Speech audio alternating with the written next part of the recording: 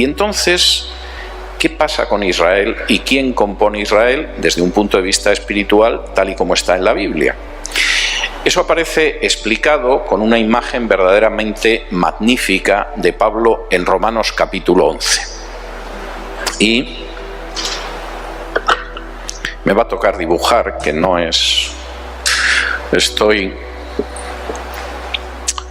yo un poco desentrenado, pero imagínense que esto es un olivo, y voy a intentar explicar después qué es lo del olivo, porque Pablo explica por qué hay una buena parte de Israel que no es Israel ya, y sin embargo eso no frustra las promesas de Dios, eso cumple las profecías de Dios y además significa la salvación de los que no somos judíos. Dice así en Romanos capítulo 11 y versículos del 1 en adelante. Digo pues, ¿ha desechado Dios a su pueblo? En ninguna manera. Porque también yo soy israelita de la descendencia de Abraham, de la tribu de Benjamín. ¿No ha desechado Dios a su pueblo, al cual desde antes conoció? ¿O no sabéis que dice de Elías la Escritura cómo invoca a Dios contra Israel, diciendo: Señor, a tus profetas han dado muerte y tus altares han derribado y solo yo he quedado y procuran matarme? Pero ¿qué le dice la divina respuesta? Me he reservado 7,000 hombres que no han doblado la rodilla delante de Baal. Así también, aún en este tiempo, ha quedado un remanente escogido por gracia. Esto es muy importante, porque Pablo está recogiendo aquí un tema que aparece a lo largo de todo el Antiguo Testamento, y es que no todo Israel es Israel, y que solo un remanente será salvo. Y empieza diciendo: acordaos de Elías. En un momento determinado, Elías desesperado, porque es un pueblo de idólatras, el rey es un canalla que se dedica a robar a pobre gente como a Nabot, y está casado con una idólatra que es una fenicia. Resulta que Elías, desesperado, porque además incluso en el momento en el que aparece que ha vencido a los sacerdotes de Baal, que son judíos, que son parte de Israel, no son en absoluto paganos que han venido por ahí, de pronto encima le van a matar. Y entonces dice: pero bueno, Señor, ¿aquí qué sucede? O sea, tu pueblo se ha extraviado totalmente, este no es tu pueblo. Y Dios le dice: no, mira, Elías, tampoco te desanimes, porque hay 7,000 que sí son mi pueblo dentro de toda esta masa, y no han doblado la rodilla delante de Baal. Y dice: y además, como dice el versículo 5, así también, aún en este tiempo, ahora, cuando Pablo escribe, ha quedado un remanente escogido por gracia. Y si por gracia, ya no es por obras. De otra manera, la gracia ya no es gracia, y si por obras, ya no es gracia. De otra manera, la obra ya no es obra. ¿Qué pues? Lo que buscaba Israel no lo ha alcanzado, pero los escogidos sí lo han alcanzado, y los demás fueron endurecidos. Como está escrito, Dios les dio espíritu de estupor, ojos con que no vean y oídos con que no oigan, hasta el día de hoy. Y David dice: se ha vuelto su convite en trampa y en red, en tropezadero y en retribución, sean oscurecidos sus ojos para que no vean, y agóbiales la espalda para siempre.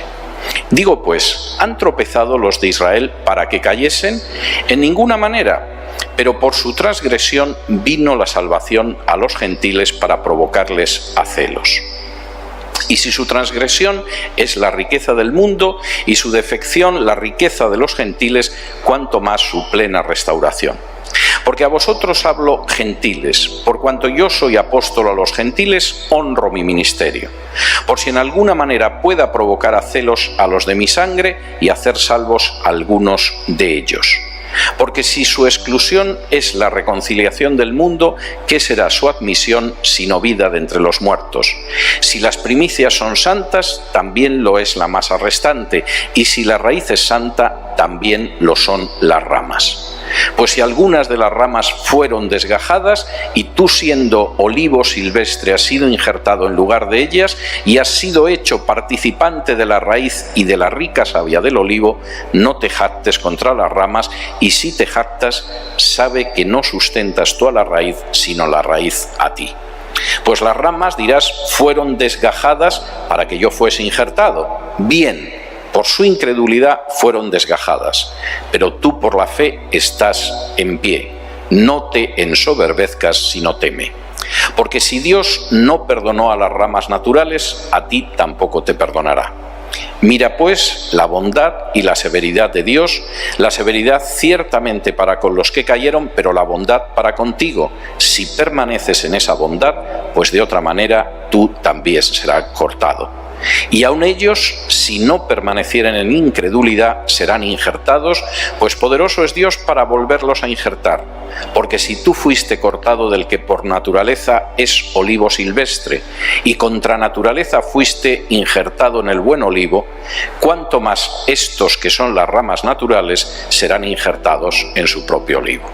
Pablo utiliza la parábola de un olivo. Y dice, el olivo es Israel, y, por supuesto, la permanencia o no en el olivo no depende de las obras, sino de la gracia. Y, por supuesto, ha habido ramas, que son ramas naturales, que son esos judíos naturales, que han sido desgajados del olivo. Dios los ha cortado como ramas del olivo, y los ha cortado por la sencilla razón de que no han creído. Y como efectivamente lo que convierte a alguien en linaje de Abraham es creer en Cristo, no han creído en Cristo y han sido cortados. ¿Y qué ha pasado con nosotros? Nosotros no éramos el buen olivo. Nosotros éramos, como dicen algunas traducciones, el acebuche, el olivo silvestre. Pero nosotros, que de manera no natural, no racial, no pertenecíamos a Israel, al creer en Jesús hemos sido injertados en el olivo que es Israel. No porque lo merezcamos, porque es por gracia, no por obras, porque la salvación no es por obras, sino por el hecho de que efectivamente hemos creído y Dios nos ha injertado. Pero Pablo quiere dejar claro que hay que sacar de esto las consecuencias correctas. Si nosotros estamos aquí, no es por nuestro mérito. Es porque hemos creído en Cristo y Dios, por su gracia, nos ha injertado en un árbol al que no pertenecemos naturalmente. Y eso tiene que hacer que no seamos soberbios. No mires a aquellos a los que se les ha quitado el reino porque no aceptaron al Mesías y te sientas superior. No tienes nada superior. Esto depende de la gracia de Dios. Si en algún momento dejaras de creer, tú acabarás en el suelo como las ramas naturales, porque Dios te puede cortar. Y estas ramas, que ahora mismo están en el suelo porque no han creído, si en algún momento cualquiera de estas ramas llegara a creer en Jesús como el Mesías, sería injertada otra vez en el olivo del que fueron cortados. Es algo absolutamente tremendo. Y fíjense que en todos los casos hay tres aspectos que son esenciales. Primero, Dios es justo y no hace acepción de personas. Cuando en un momento determinado Pedro recibe una revelación para que vaya a ver a Cornelio, Pedro se da cuenta de algo que como judío no ha comprendido nunca, que Dios no hace acepción de personas entre gente de cualquier lengua, pueblo o nación. Dios no hace acepción de personas por el color de piel, por la ascendencia histórica, ni siquiera en el caso de que sea gente que descienda por línea directa de Abraham, el amigo de Dios. Segundo, la relación que nosotros tenemos con Dios es una relación que no se basa en nuestras obras, en la sangre que tenemos o en cualquier tipo de mérito o ceremonias. Es pura gracia de Dios. Deriva directamente del amor de Dios. Y eso es enormemente importante. Y cuando de pronto alguien piensa que por las razones que sea está en una situación de superioridad, está escupiendo al amor de Dios. Hasta que el Perú accedió a la independencia, en Perú regía el estatuto de limpieza de sangre. Cualquier persona que tuviera una sola gota de sangre judía, mora, negra o india no podía ocupar determinados cargos, no podía ser sacerdote, no digamos ya obispo. Es más, me da la sensación de que el obispo de Cuzco sigue siendo bastante blanco, a pesar de que este país ya hace mucho que se independizó de España. eso es algo absolutamente, es un escupitajo en el amor de Dios.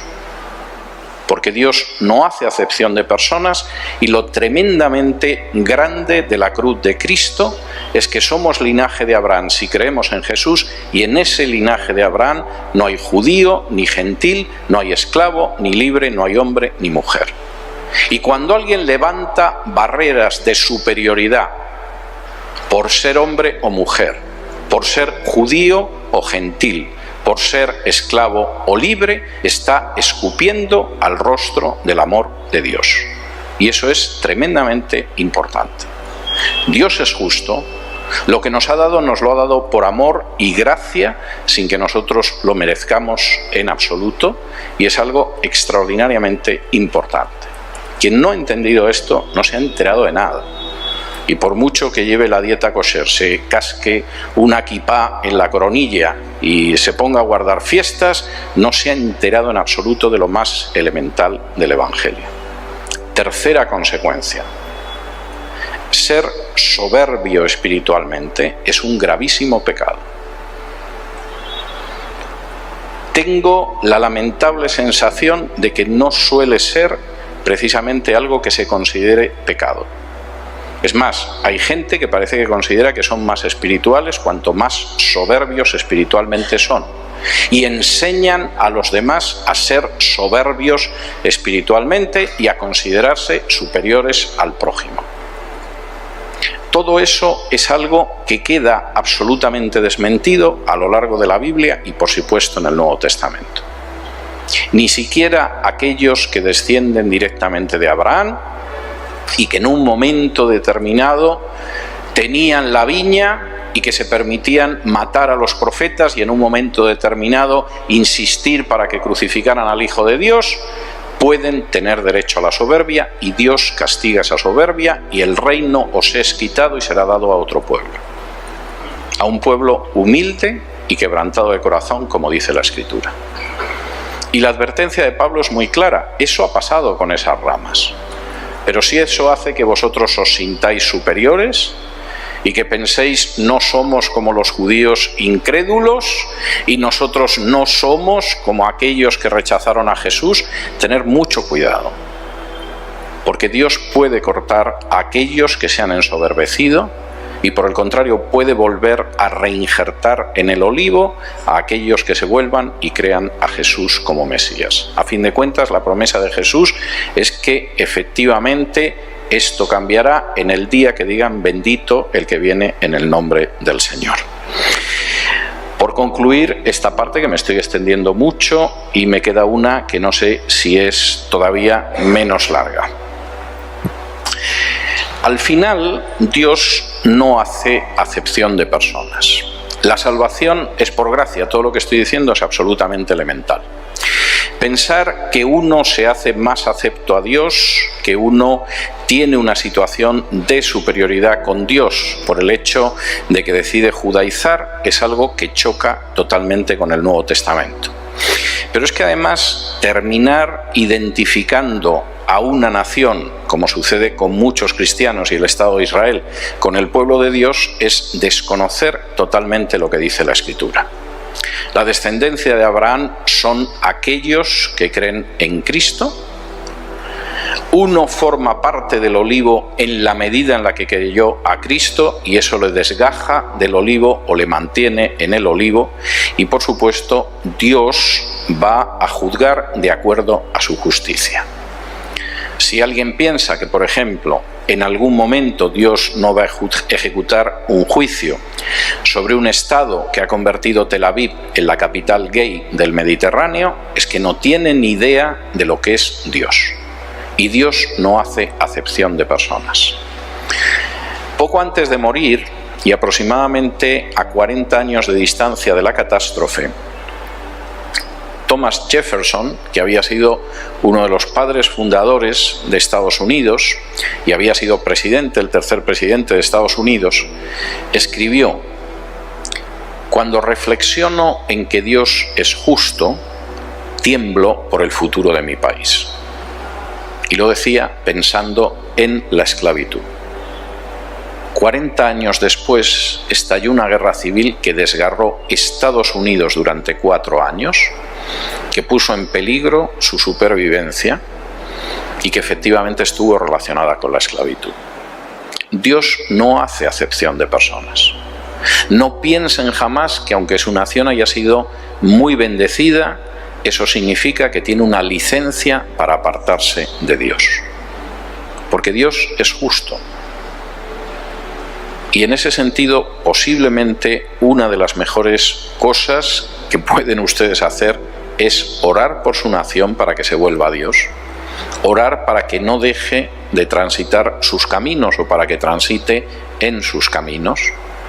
Y orar para que efectivamente aquellos que no hayan conocido a Jesús, sean judíos o sean gentiles, sean ricos o sean pobres, sean hombres o sean mujeres, acepten a Cristo en su corazón, se conviertan en hijos de Dios, se conviertan en linaje de Abraham y sean herederos de la promesa que Dios hizo a Abraham.